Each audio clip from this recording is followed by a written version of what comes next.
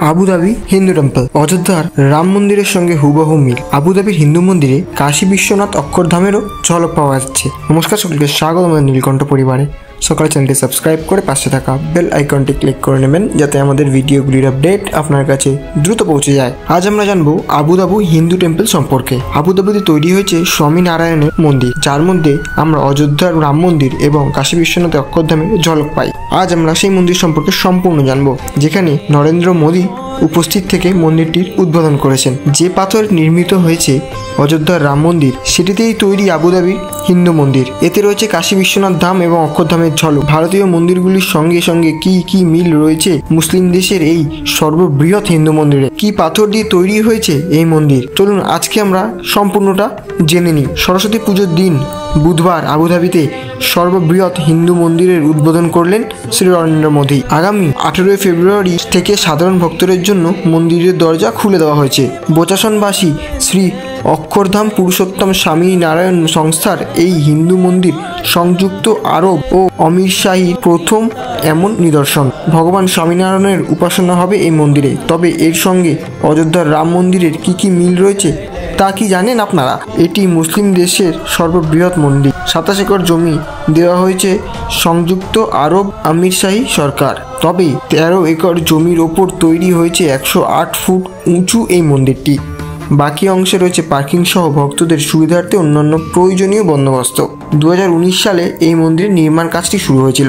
সংযুক্ত আরব আমিরশাহীতে আরও 3টি হিন্দু মন্দির রয়েছে, সেগুলি রয়েছে দুবাইতে। BAPS হিন্দু মন্দির আবুধাবিতে এই প্রথম। দুবাই আবুধাবি শেখ জায়েদ হাইওয়ের ধারে নির্মাণ করা হয়েছে এই মন্দিরটি। 700 কোটি টাকা খরচা হয়েছে হিন্দু মন্দিরটি গড়ে তুলতে। 18 লাখ ইট ব্যবহার করা হয়েছে এতে। এছাড়া সাদা মার্বেল পাথর এবং গোলাপি বেলে পাথর গোটা মন্দিরটি গড়ে তোলা হয়েছে। মন্দিরের অন্দরসজ্জায় হিন্দু দেবদেবীর অবয়ব নকশা ফুটিয়ে তুলেছেন ভারতীয় কারিগররা। জয়পুর থেকে আনা গোলাপি পাথর এবং সেই পাথরের উপর নকশা তৈরি করেছেন তারা। এগুলি সেই পাথর দিয়ে অযোধ্যার রাম মন্দির নির্মাণ করা হয়েছিল।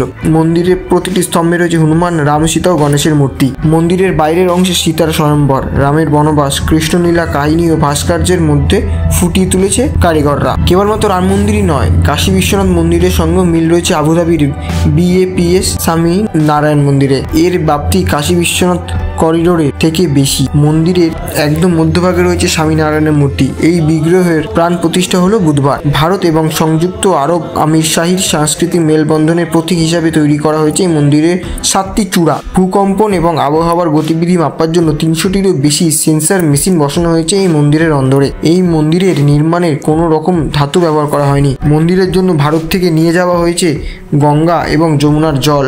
বড় বড় কন্টেনারে ওই জল নিয়ে যাওয়া হলো আবুধাবিতে। দিল্লির অক্ষরধামের ঝলক রয়েছে এই মন্দিরে।